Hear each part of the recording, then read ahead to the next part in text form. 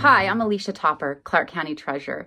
I'm honored to introduce one of our community's most passionate affordable housing advocates, Josh Townsley.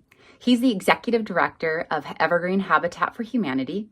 And besides occasionally having wild hair and an infectious smile, Josh is committed to a world where everyone has a decent place to live and making connections to bring people together to build homes, community, and hope. I'm certain you will enjoy his inspiring talk this evening, so please join me in warmly welcoming Josh Townsley.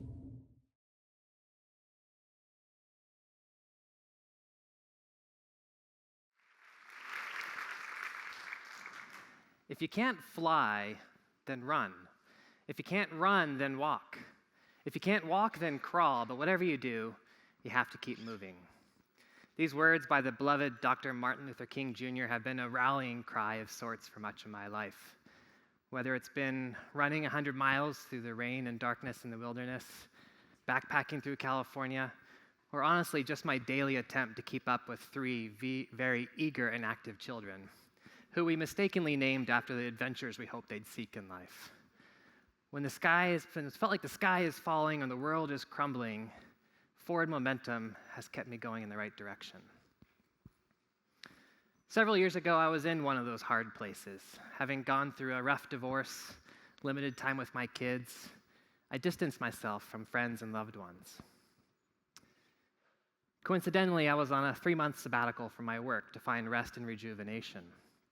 But losing that daily connection to my colleagues and to normal life, I was in a tailspin.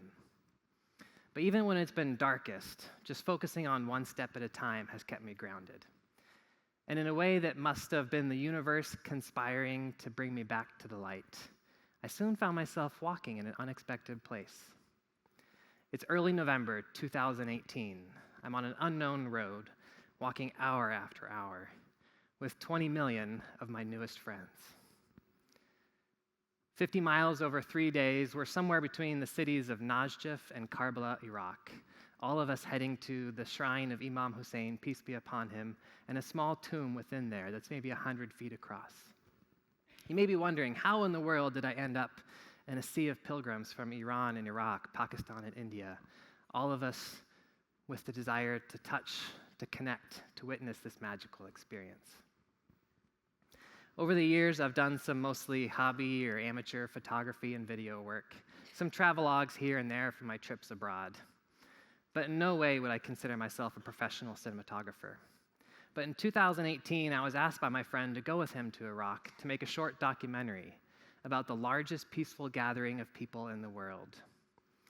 As a pastor, he was going to Arba'in, an annual pilgrimage that remembers the death of the prophet's grandson. The story of Imam Hussain, peace be upon him, and the Battle of Karbala is steeped in good versus evil, heroes and sacrifice. It's worth learning more online, or maybe, watching a short documentary on YouTube. But suffice it to say, going to Iraq was never on my bucket list. I was blessed during my sabbatical to have some truly remarkable moments. I watched the sun rise over Mount Everest from just above base camp, illuminating that long and hard trek I had spent 2 weeks to reach there. I felt thunder reverberate through my body on the high mountain passes of the John Muir Trail as we hiked. I wept as the sun rose from the summit of Mount Whitney, the tallest mountain in the continental United States. And while my 7 wonders of the world may always be mountains and water and the incredible landscapes that connect them, the most memorable moments in my sabbatical were about the people I was surrounded with and the connections we made. In this photo, I'm on top of Kangmala Pass in Nepal, at over 18,000 feet in elevation. On most of my journeys, I bring along some form of musical instrument with me. In this case, it was an ukulele. I'm not much of a singer, and you're welcome for not singing tonight. Maybe it was the lack of oxygen being that high, but this felt like the perfect opportunity for a song. And I was randomly joined by other trekkers who were nearby me, from France, Ukraine, and Israel, of all places.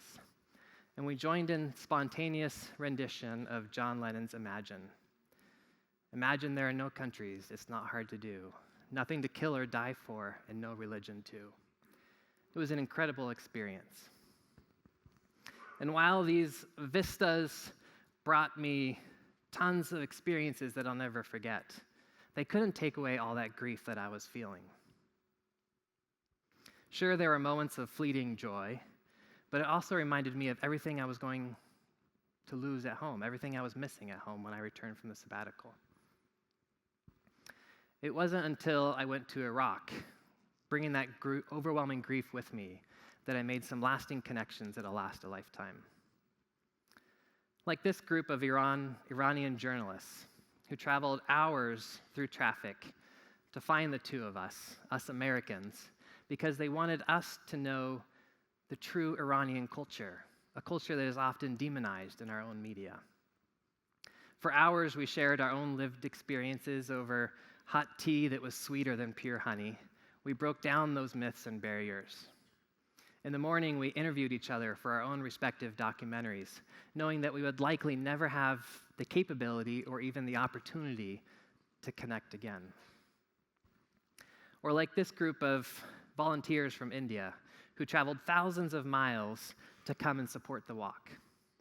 With over 15 to 20 million pilgrims each year coming to Iraq, a country that often doesn't have enough food and water or even adequate sanitation for its own people, it takes over 1 million volunteers to make the walk happen.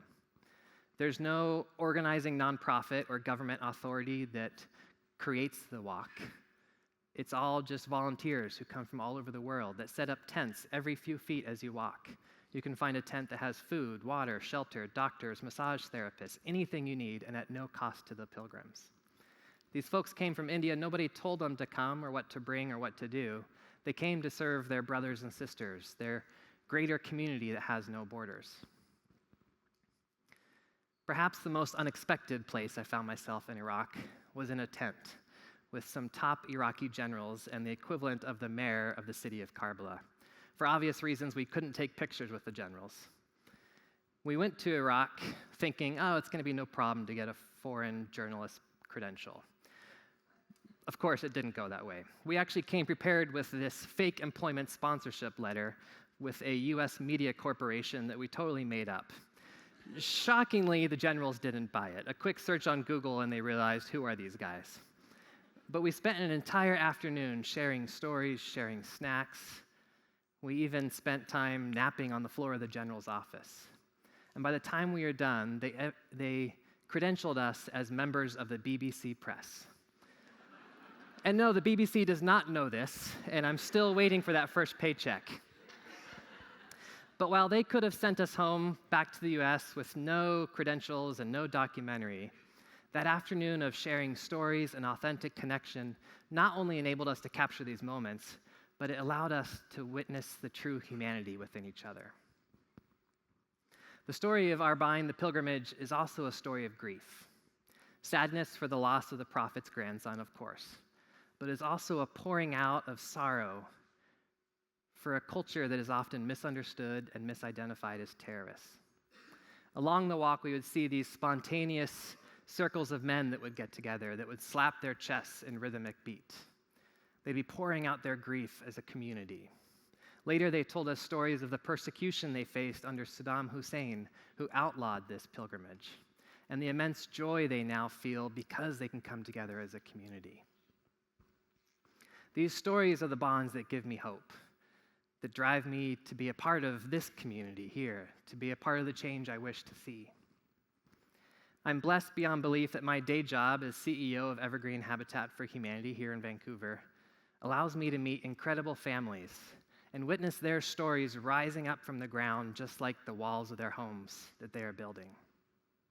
Together with volunteers, staff, and supporters, many of you here today, we help empower these families to construct a better future.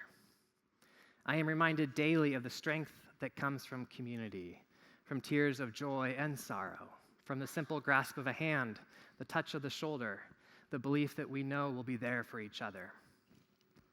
Like this family, the Mangshangs, who we met prior to COVID in 2020. They told a horrible tale of persecution in their home country of Burma. They fled their country and spent 3 years living in refugee camps in Malaysia before eventually resettling here in Vancouver as one of our community members. They were selected by Habitat to purchase this home that we needed to rehab first. Little did we know that with COVID, we would soon lose much of our volunteer base for a while. Ting, on the right in the picture, spent hundreds of hours working with Habitat staff to help build his home, to construct a better future. And while we all had to figure out ways to adapt during the pandemic, Ting stepped up and made it happen. I'm so grateful for the time we spent together on site, learning about his family and their hopes for the future, especially for their kids. In a world where we face so much division, bombarded at us from every screen and device, 24 hours a day, in a world where we care more about whether Taylor Swift is going to make it to the Super Bowl than we do for our neighbor who's been without power for 7 days. In a world where it matters more that I am right, that the side or the nation that I choose to support is right, rather than the fact that kids are starving and dying. In this world, I wish we could all just raise our blindfolds and witness the humanity within each other. So I'm brought back to this moment over and over again. I wish you all could have been there. We were Shia and Sunnis, hand in hand, Christians and Catholics, Jews and agnostics, conservatives and liberals, all of us moving forward into the shrine after running, walking, crawling those 50 miles. The next minute and 40 seconds are a blur to me now. I know the length of time only because of the footage I was able to capture. We moved as one, a few feet forward, a few feet to the left, a few feet back. Nobody fell, nobody was crushed. Some were able to touch the tomb, some were not. But it was a beautiful experience of being one with another, and not just in a spiritual way, but in a physical way as well. We moved as this literal single organism. I can't say I had some epiphany or deep and thoughtful revelation about life and God and religion during those minute and 40 seconds. But for the first time, I truly felt one with my community, with my greater world, with my brothers and sisters. Just as quickly, our pilgrimage was over. We exited the tomb. In many ways, I was exiting my own darkness as well. My long, lonely journey of solitude and sorrow had brought me to Iraq, full of grief. I arrived broken, but I was leaving connected to an entire community that was helping put me back together.